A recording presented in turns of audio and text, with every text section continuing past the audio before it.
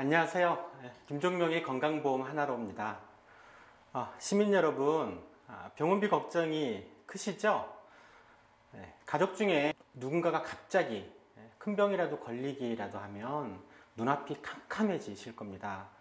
그래서 이제 다들 실손의료보험, 암보험과 같은 민간의료보험에 많이 가입하고 계시는데요. 근데 어떠신가요? 민간의료보험 같은 사보험에 가입하고 나면 병원비 걱정은 좀 덜어지는 것 같은데요. 민간의료 보험료 부담이 적지 않으시죠? 또 의구심도 있을 거예요.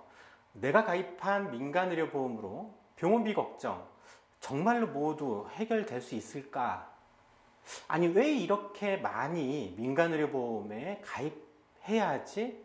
다른 방법은 없는 걸까? 저는 앞으로 4차례에 걸쳐서 이와 같은 의문점에 대해서 살펴보고자 합니다. 그래서 첫 번째 강의에서는요, 사보험을 강요하는 사회, 여기서는 왜 민간의료보험과 같은 사보험에 가입할 수밖에 없는 현실인지, 그것을 위해서 도대체 얼마나 많이 민간의료보험에 우리가 지출하고 있는지를 중심으로 말씀드릴 거고요. 두 번째 강의에서는 민간의료보험 제대로 이해하기라는 주제로요. 실손의료보험이나 암보험과 같은 대표적인 민간의료보험 상품의 핵심 구조를 살펴보도록 하겠습니다. 그것을 통해서 민간의료보험이 갖고 있는 근본적인 문제점이 무엇인지를 찾아보도록 할 거고요.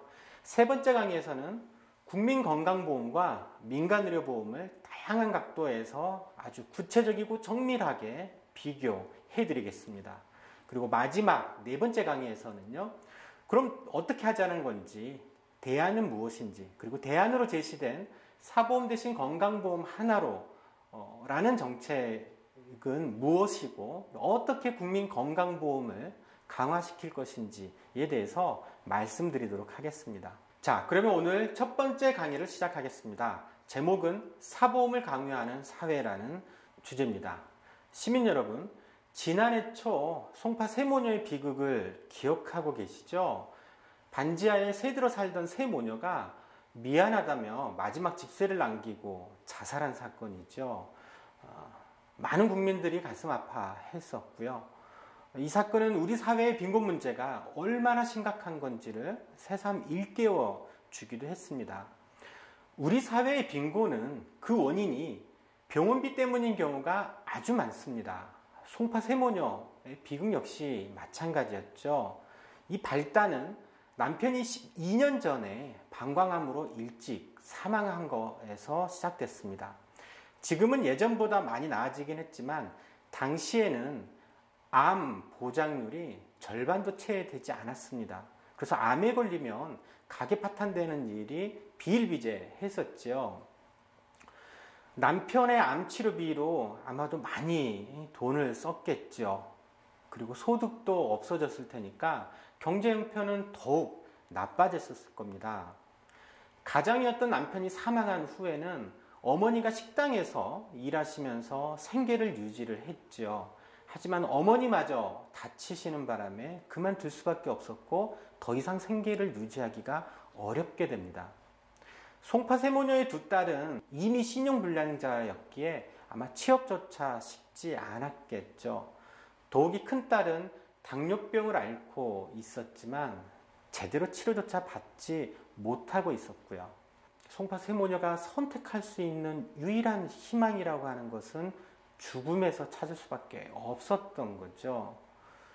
그런데 우리 사회는 이 송파 세모녀에게 아무런 도움의 손길조차 내밀지 못했습니다. 비단 송파 세모녀만의 얘기는 아닐 것입니다. 비슷한 사례들은 수도 없이 많습니다. 우리가 신문 사회면을 들여다보면 이와 비슷한 안타까운 사연들을 흔히 볼 수가 있죠. 병원비를 감당하지 못해서 전신마비된 20살 딸의 호흡기를 스스로 뗄 수밖에 없었던 사연이라든지, 병원비가 없어서 아픈 아내를 살해한 뒤에 본인도 자살을 선택했던 70대 노 부부의 이야기와 같이 병원비 때문에, 생활고 때문에 극단적인 선택을 할 수밖에 없는 사례들을 우리 사회 곳곳에서 찾아볼 수가 있습니다. 그들이 비단 비정한 사람들이었기에 그랬을까요? 아니라고 봅니다. 오히려 우리 사회가 그들을 비정하게 만들었던 측면이 있겠지요. 이런 극단적인 사례만은 아닐 겁니다. 지금 당장 우리 주변에 우리 가족, 우리 친척, 주위를 둘러보면 조금이라도 아프면 먼저 병원비 걱정을 할 수밖에 없죠. 그래서 아픈데도 안 아픈 척 숨기는 예가 적지 않지 않습니까? 송파 세모녀의 사례처럼 빈곤의 배경에는 질병이나 사고, 그로 인한 병원비 부담이 자리 잡고 있습니다. 흔히 질병은 실직, 이혼과 함께 우리 사회의 가계 파탄의 3대 주범으로 알려져 있죠. 우리 사회의 병원비 부담이 얼마나 큰지는 여러 통계를 통해서도 확인할 수 있는데요. 가계에서 직접 지출하는 보건의료비가 얼마나 되는지를 제가 분석한 적이 있었는데요. 2012년 자료를 이용해서 1인 가구는 제외하고요. 2인 가구 이상만을 대상으로 분석한 적이 있었는데 전체 가구의 18.5%가 연간 의료비로 300만 원 이상을 지출하고 있었습니다. 이를 가구 수로 환산하면요, 무려 240만 가구나 됩니다. 웬만한 대도시 두세 개에 해당이 되는 인구죠. 심지어 전체 가구의 한 1.3% 정도는 연간 보건의료비로 1,000만 원 이상을 지출하고 있었습니다. 가구 수로 따지면 1.3%는 약 17만 가구 정도가 됩니다. 역시 웬만한 중소도시 하나 이상의 인구에 해당이 되죠. 1년 동안에 1,000만 원 이상의 병원비를 지출한다? 이런 지출을 과연 감당할 수 있을까요? 1,000만 원 이상을 지출하는 가구가 1.3% 정도라고 하면 어떻게 보면 많지 않다라고 볼 수도 있겠는데요. 결코 그렇지 않습니다. 왜냐하면 이것은 단 1년 동안의 통계에 불과합니다. 우리가 1년만 사는 것은 아니죠. 10년, 20년, 30년, 노후까지 계속 살 겁니다.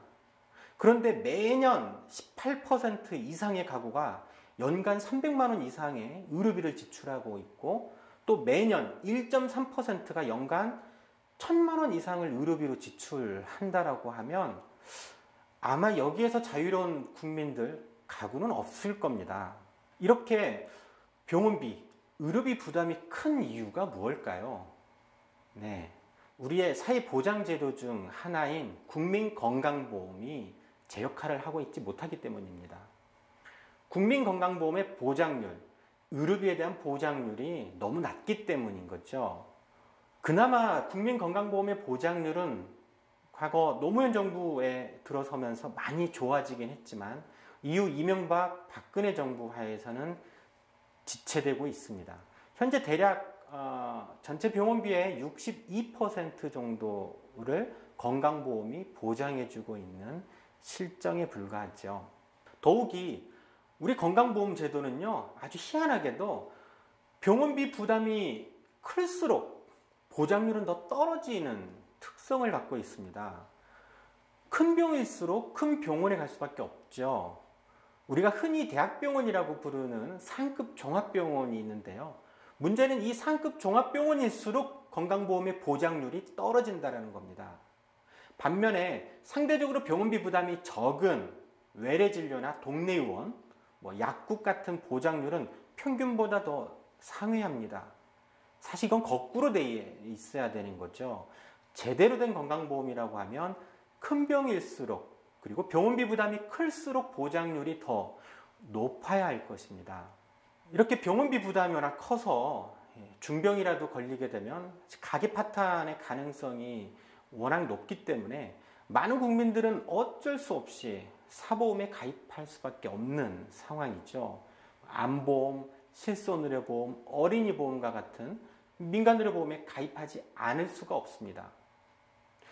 국민건강보험의 보장률이 좋아지면 좋겠는데 그 기대는 아직 멀고 반면에 당장 병원비 걱정은 코앞에 닥친 현실이기 때문에 어쩔 수 없이 사보험에 가입할 수밖에 없는 거죠. 이렇게 민간의료보험에 가입하는 이유에 대해서는 여러 조사들이 있습니다. 한국의료 패널 자료에서도 이를 알 수가 있는데요.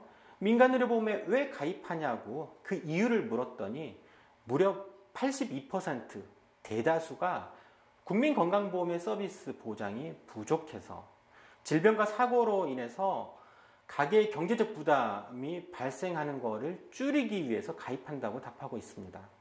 이를 거꾸로 해석을 해보면 국민건강보험의 보장이 강화돼서 국민건강보험 하나로 대부분의 병원비를 해결할 수가 있다면 민간의료보험에 가입할 이유는 사라진다는 것을 의미합니다.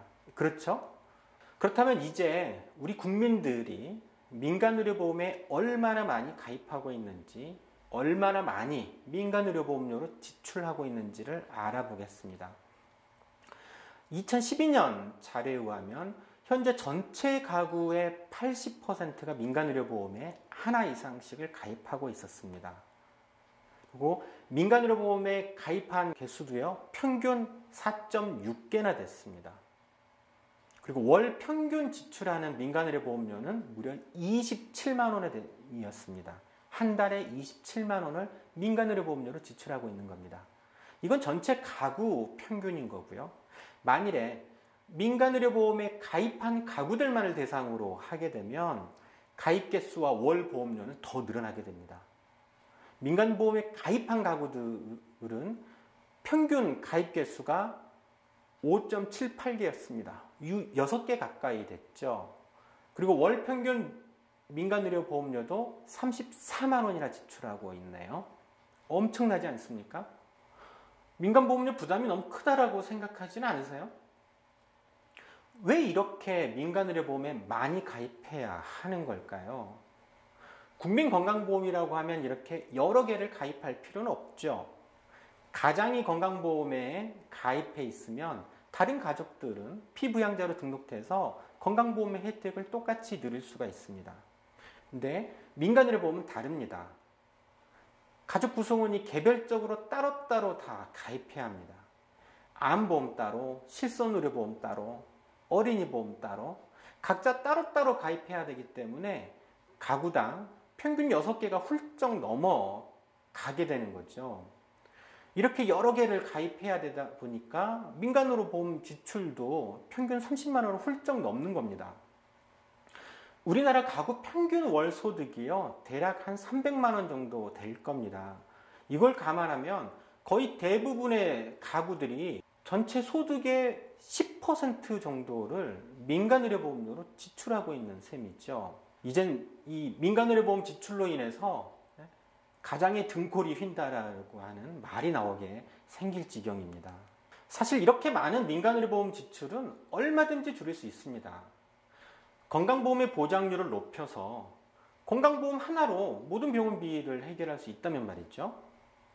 이에 대해서는 이후 강의에서 다시 자세하게 좀 설명을 하겠습니다. 지금까지 사보험을 강요하는 사회라는 주제로요, 우리나라에서 민간의료보험에 가입할 수밖에 없는 이유와 실제 얼마나 민간의료보험에 가입하고 있는지 등을 살펴보았습니다.